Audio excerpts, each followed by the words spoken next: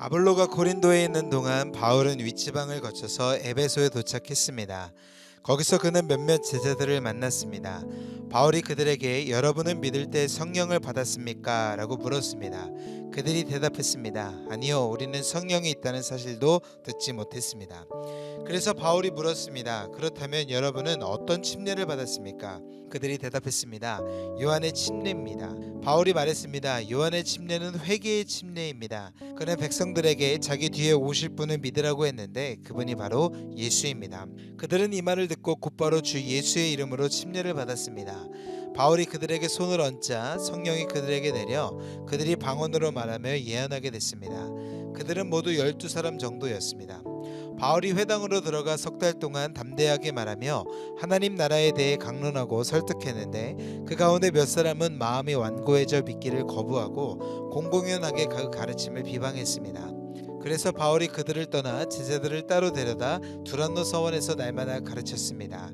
이 일이 2년 동안 계속돼 아시아 지방에 사는 모든 유대 사람들과 그리스 사람들이 주의 말씀을 듣게 됐습니다. 하나님께서는 바울의 손을 통해 특별한 기적을 일으키셨습니다. 바울의 몸에 닿는 손수건이나 앞치마를 가져다 환자들에게 대기만 하면 그들의 병이 낫고 악한 영들이 떠나갔습니다.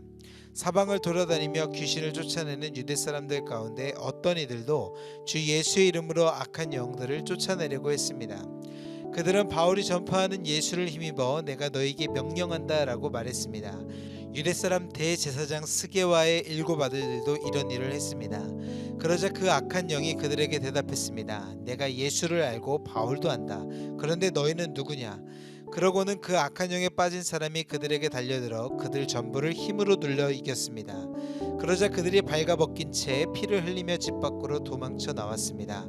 이 사실을 알게 된 에베소에 사는 유대 사람들과 그리스 사람들이 모두 두려움에 사로잡혔고 주 예수의 이름을 높였습니다.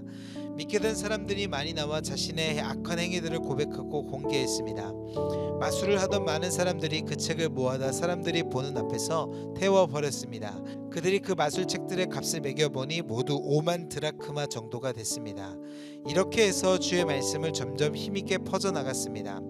이런 모든 일이 일어난 뒤 바울은 마케도니아와 아가야 지방을 거쳐 예루살렘으로 가기로 결심하고 내가 예루살렘을 방문한 후에 반드시 로마도 꼭 볼 것이다 라고 말했습니다. 그는 자신을 돕는 사람 가운데 디모데와 에라스도 2사람을 마케도니아로 보내고 자신은 아시아 지방에 잠시 더 머물렀습니다. 그 무렵 에베소에서는 복음의 말씀 때문에 큰 소동이 일어났습니다. 데메드리오라는 은세공업자는 아데미 여신의 은 모형을 만드는 사람이었는데 직공들에게 적지 않은 돈벌이를 제공해주고 있었습니다. 그가 직공들은 물론 이 일에 관련된 일꾼들을 불러 모아놓고 말했습니다. 여러분도 알다시피 우리가 이 사업으로 소득이 꽤 좋았습니다. 그런데 여러분도 보고 들은 대로 바울이라는 이 사람이 여기 에베소뿐 아니라 아시아 온 지방에서 사람이 만드시는 신이 아니다 라며 많은 사람들을 설득해 마음을 돌려놓고 있습니다. 이렇게 되면 우리 사업의 명석이 떨어질 뿐 아니라 위대한 여신 아데미 신전의 명예도 실추되고 아시아 지방과 전 세계에 걸쳐 숭배되고 있는 이 여신 자체도 그 신성한 위엄을 잃을지도 모르는 위험이 있습니다. 그들이 이 말을 듣자 화가 치밀어 올라 에베소 사람들의 아데미 여신은 위대하다고 소리 높였습니다. 그러자 도시는 순식간에 온통 소란스러워졌고 사람들은 마케도니아에서부터 바울과 동행한 가이오와 아리스다고를 붙잡아 일제히 연극장 안으로 몰려 들어갔습니다. 바울이 사람들 앞에 나서려고 했지만 제자들이 말렸습니다. 바울의 친구인 그 지방의 관리들도 사람을 보내 바울들어 위협을 무릅쓰고 연극장 안으로 들어가지 말라고 간곡히 권했습니다. 연극장 안에서 어떤 사람은 이 말을 하고 또 다른 사람은 저 말을 하는 통에 모인 곳은 아수라장이 됐습니다. 심지어 자기들이 왜 그곳에 모여 있는지 모르는 사람들도 대부분이었습니다. 유대 사람들이 군중 가운데서 알렉산더를 앞으로 밀어냈습니다. 그러자 그는 조용히 하라고 손짓하고 사람들 앞에서 변호하려고 했습니다. 그러나 그가 유대 사람임을 알아챈 그들은 모두 한 목소리로 에베소 사람들의 아데미 여신은 위대하다라며 2시간 동안이나 외쳐댔습니다. 마침내 에베소 시청 서기관이 사람들을 진정시키고 말했습니다. 에베소 시민들이여, 이 에베소 도시가 위대한 아데미의 신전과 하늘에서 내려온 그 신상을 지키고 있는 것을 온 세상이 다 알지 않습니까? 이것은 부인할 수 없는 사실이므로 이제 여러분 여러분은 진정하고 경솔한 행동을 삼가야 합니다. 여러분은 이 사람들이 신전 물건을 도둑질하거나 우리 여신을 모독한 것도 아닌데 이곳으로 끌고 왔습니다. 그러므로 데메드리오와 그 동료 직공들은 누구를 고소할 일이 있다면 법정이 열려 있고 거기 총독들도 있으니 거기서 고소하면 될 것입니다. 그 밖에 여러분이 제기하고 싶은 문제가 더 있다면 그것은 정식 집회에서 해결해야 할 것입니다. 오늘 일로 인해 우리는 소란죄로 고소당할 위험이 있습니다. 그럴 경우 우리가 이유 없이 일어나는 이 소동에 대해 해명할 길이 없을 것입니다. 그는 이렇게 말한 뒤 그 집회를 해산시켰습니다. 소동이 끝나자 바울은 제자들을 불러 격려한 뒤 작별하고 마케도니아 지방으로 떠났습니다. 그는 그 지방을 두루다니면서 사람들에게 많은 격려의 말을 해주었고 마침내 그리스에 도착해 그곳에서 석 달 동안 머물렀습니다. 그는 거기서 배를 타고 시리아로 가려고 했는데 유대 사람들이 그를 해치려는 음모를 꾸미자 마케도니아를 거쳐 시리아로 돌아가기로 결심했습니다. 바울과 동행한 사람은 베레아 사람 브로의 아들 소바더, 데살로니가 사람 아리스다고와 세군도, 더베 사람 가이오, 디모데의 아시아 사람인 두기고와 드로비모였습니다. 이 사람들은 먼저 드로아에 가서 우리를 기다리고 있었습니다. 그러나 우리는 무교절 후 빌립보에서 배를 타고 떠나 5일이 지나서야 드로아에서 다른 일행과 합류하게 됐습니다. 그곳에서 우리는 7일을 지냈습니다. 안식 후 첫날에 우리는 빵을 떼기 위해 모였습니다. 바울이 사람들에게 말씀을 전했는데 그는 다음날 떠날 예정이었기 때문에 강론은 한밤중까지 계속됐습니다. 우리가 모여있는 다락방에는 등불이 많이 켜져 있었습니다. 유두고라는 청년이 창가에 앉아 있다가 바울이 쉬지 않고 이야기하는 바람에 깊이 잠이 들었습니다. 골아 떨어진 그는 그만 3층에서 떨어지고 말았습니다. 일으켜보니 그는 이미 죽어 있었습니다. 바울이 뛰어내려가 유두고 위에 엎드려 그를 껴안고 말했습니다. 소란 피우지 마시오. 그에게 목숨이 있어. 그러더니 바울은 다시 위층으로 올라가 빵을 떼어 먹은 후 날이 셀 때까지 오랫동안 강론을 하고서 떠났습니다. 사람들은 살아난 청년을 집으로 데려가 많은 위로를 받았습니다.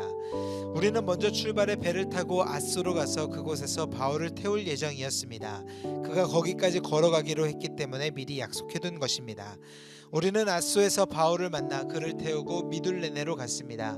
그 이튿날에는 그곳에서 배를 저어 기오 맞은편에 이르렀고 그 다음날 3호를 지나 이튿날에는 밀레도에 도착했습니다. 바울은 아시아 지방에서 지체하지 않으려고 에베소를 지나쳐 가기로 했습니다. 그는 가능하면 오순절에 맞춰 예루살렘에 도착하려고 서두르던 것입니다. 밀레도에서 바울은 에베소로 사람을 보내 교회 장로들을 불러오게 했습니다. 장로들이 도착하자 바울이 말했습니다. 내가 아시아 지방에 처음 간 그날부터 내가 여러분과 함께 있는 동안 어떻게 살았는지는 여러분이 잘 알 것입니다. 내가 모든 겸손과 눈물로 주를 섬겼고 유대 사람들의 음모로 시련도 많이 당했습니다. 여러분도 알다시피 나는 여러분에게 유익한 것이라면 무엇이든 주저하지 않고 전했고 공중 앞에서 또 집집마다 방문하면서 여러분을 가르쳐 왔습니다. 유대 사람들과 그리스 사람들 모두에게 회개하고 하나님께 돌아와 우리 주 예수를 믿어야 한다고 선포했습니다. 그리고 지금 나는 성령의 강권하심 가운데 예루살렘에 가려고 합니다. 그곳에서 내가 무슨 일을 당할지는 알 수 없습니다. 오직 내가 아는 것은 어떤 도시에 가든지 감옥과 고난이 나를 기다리고 있을 것을 성령께서 내게 증거해 주실 뿐입니다. 그러나 나는 내가 달려갈 길과 주 예수께서 내게 주신 사명, 곧 하나님의 은혜의 복음을 증거하는 사명을 다 완성하기 위해서라면 내 생명을 조금도 귀한 것으로 여기지 않습니다. 내가 지금까지 여러분 가운데 다니면서 하나님 나라를 전파해 왔으나 이제 여러분이 다시는 나를 보지 못할 거라는 것을 압니다.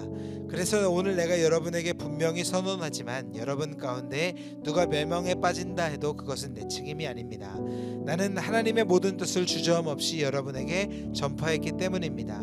여러분은 자신과 양떼를 잘 살피고 조심하십시오. 성령께서 여러분을 감독자로 세우셔서 하나님께서 자기 피로 사신 교회를 돌보게 하셨습니다. 내가 떠나고 나면 흉악한 이리떼 같은 거짓 선생들이 여러분 가운데 들어와 양떼를 해치려 할 것을 압니다. 또한 여러분 가운데에서도 사람들이 들고 일어나 제자들을 빼내 자기들을 따르게 하려고 진리를 왜곡할 것입니다. 그러므로 정신을 똑바로 차려 깨어 있어야 합니다. 내가 3년 내내 여러분 모두에게 밤낮 쉬지 않고 눈물로 훈계한 것을 잊지 마십시오. 이제 내가 여러분을 하나님과 그분의 은혜의 말씀에 맡깁니다. 그 말씀이 여러분을 든든하게 세워 거룩함을 입은 모든 사람들 가운데 기업을 받게 하실 것입니다. 나는 그 누구의 은이나 금이나 옷을 탐낸 적이 없습니다. 여러분도 알다시피 나는 나와 내 일행이 필요한 것을 손수 벌어서 썼습니다. 이처럼 내가 모든 일에 모범을 보였으니 여러분도 약한 사람들을 도우며 주는 것이 받는 것보다 복이 있다라고 하신 주 예수의 말씀을 기억해야 합니다. 바울은 이 말을 마치고 나서 그들 모두와 함께 무릎을 꿇고 기도했습니다. 그러자 그들은 모두 소리내어 울면서 바울을 껴안고 입을 맞추었습니다. 다시는 그의 얼굴을 보지 못할 것이라는 말 때문에 그들은 더욱 슬퍼하며 바울을 배타는 것까지 전송했습니다.